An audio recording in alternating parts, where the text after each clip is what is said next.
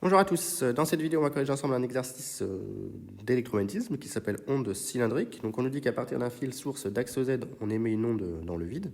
Le champ électrique est donné par E de mt qui s'écrit E de R, E puissance I, oméga t moins KR selon UZ. Et donc en notation réelle, on aurait que E de mt c'est égal à E de R cos oméga t moins KR selon UZ. Avec K qui est égal à oméga sur C dans le vide. Et donc l'idée c'est un peu d'étudier ce type d'onde. Alors évidemment ici donc on n'a pas une onde plane. Donc comme on n'a pas une onde plane, on va utiliser ici on utilise l'équation de Maxwell-Faraday. On ne peut pas utiliser la relation de structure dans la mesure où ce n'est pas une onde plane. Donc on n'a pas le choix, il faut passer par l'écriture de ρ2 égale moins dB sur dt et essayer de simplifier un petit peu tout ça. Donc ici, le champ E, c'est un champ qui est supporté dans la direction de UZ, donc c'est un EZ de petit r selon UZ. Donc si j'applique la formule du rotationnel de l'énoncé, les seuls termes qui vont m'intéresser sont ceux où on a la composante Z de A, et j'en ai deux, j'ai dAz sur dθ, mais E ne dépend pas de θ, donc il me reste uniquement dAz sur dr, pardon. Donc ça me fait moins dAz sur dr, donc moins dEz sur dr selon Eθ, avec dEz sur dr qui est égal, eh bien, si je dérive Ez par rapport à R, ça me fait dE de R sur dr cos oméga t moins kr, plus la dérivée du cos c'est moins sin, mais voilà, ça fait sortir ici ça c'est bon, plus E de R fois K sin oméga t moins kr, puisque la dérivée du cos fait moins sin, mais la dérivée de l'argument fait sortir un moins K. Donc j'en déduis donc que comme c'est moins dEz sur dr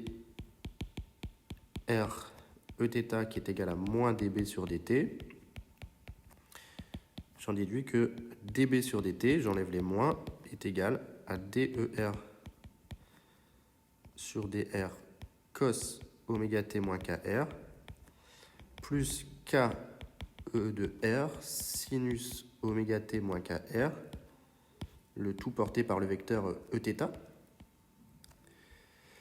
Et donc par primitive temporelle, ici j'obtiens que B de t est égal à 1 sur oméga dE de R sur dr sin oméga t moins kr, la dérivée du sin me donne bien le cos, et ici la dérivée du cos me donne moins sin, donc ça va me faire moins k sur oméga E de R cos oméga t moins kr, plus une constante A selon Eθ.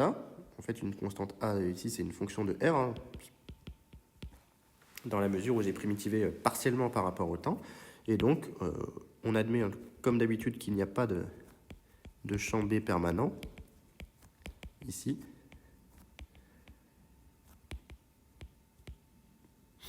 Et donc, on en déduit que A va être égal à 0.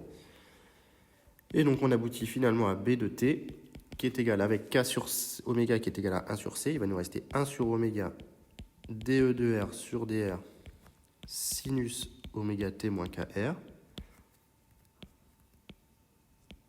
moins 1 sur C, du coup, E de R cos oméga t moins kr, le tout porté par Eθ. Donc voilà le calcul du champ, ici. Déterminer le vecteur de Poynting et sa moyenne temporelle. Donc le Poynting ici se calcule à partir des grandeurs réelles. C'est donc E vectoriel B divisé par mu0. Avec le champ E, je vous rappelle, qui s'écrit E de R cos oméga t moins kr selon UZ. Donc le vecteur de Poynting, premier terme, ça va me faire EZ vectoriel ER, ce qui me fait moins EZ vectoriel Eθ, ce qui me fait moins ER, donc moins 1 sur mu0 oméga E de R dE de R sur dt, sur dr, pardon, sin oméga t moins kr cos oméga t moins kr, selon UR. Et le deuxième terme, eh bien le UZ vectoriel Eθ fait moins UR, mais j'ai déjà un moins, donc ça va me faire un plus, ce qui est rassurant, plus E de R carré, du coup, sur mu0c, cos carré de oméga t moins kr selon UR. Donc en moyenne, bah ici le sin fois cos, on peut le voir comme étant un sinus de 2 fois oméga t moins kr sur 2. Donc quand je vais prendre la moyenne, ça va me donner 0. Il va me rester uniquement la moyenne du cos carré qui me donne 1,5. Et donc je tombe sur E de R carré sur 2 mu0c selon UR. Donc là, on est plutôt satisfait. On a bien un vecteur de Poynting qui est dans la direction de propagation pour le Poynting moyen. Donc en moyenne, l'onde transporte de l'énergie dans sa direction de propagation. Ici. Donc on me demande ensuite d'en déduire la puissance moyenne rayonnée à travers un cylindre d'axe OZ de hauteur h et de rayon petit r. Donc je vais prendre un cylindre. Ici. D'axe OZ.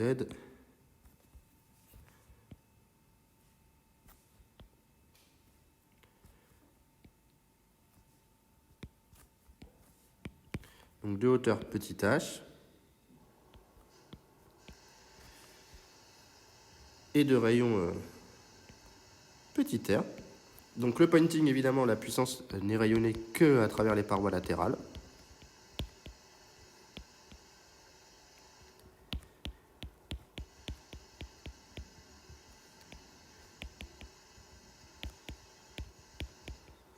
Donc finalement, sur les surfaces supérieures ici,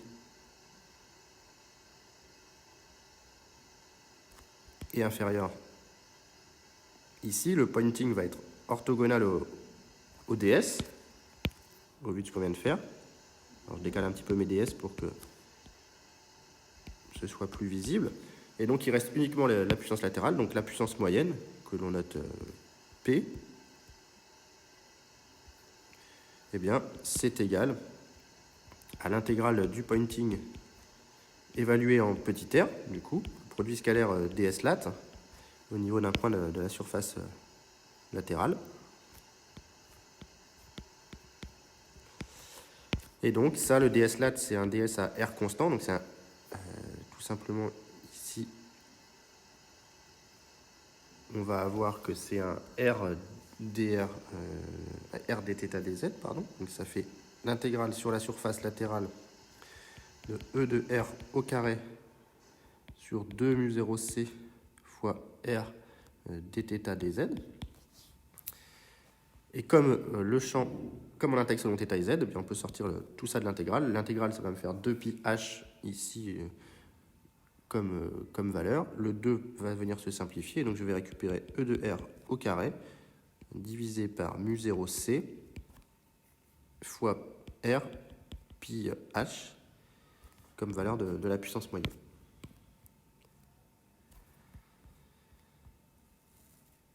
On déduit l'expression de E de R en fonction de R, P, K, oméga et mu0. Donc ici, expliquer la dépendance de E avec R. Donc, en l'absence d'absorption, ce qu'on peut dire, c'est que la puissance moyenne doit rester la même. Donc, en absence d'absorption, la puissance moyenne qui traverse un cylindre de rayon petit r doit rester la même, quel que soit R. Donc, on en déduit que donc, P est constant.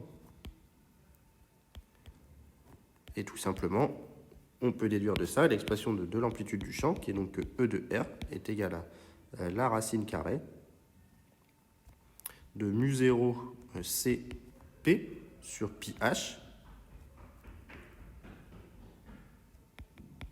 fois 1 sur racine de R. Donc ici, le champ, l'amplitude du champ, décroît avec R sous forme de 1 sur racine de R. Ça, c'est dû au fait que la puissance doit s'étaler sur des cylindres de surface. La puissance doit s'étaler sur des surfaces, sur des cylindres de surface latérale de plus en plus grande.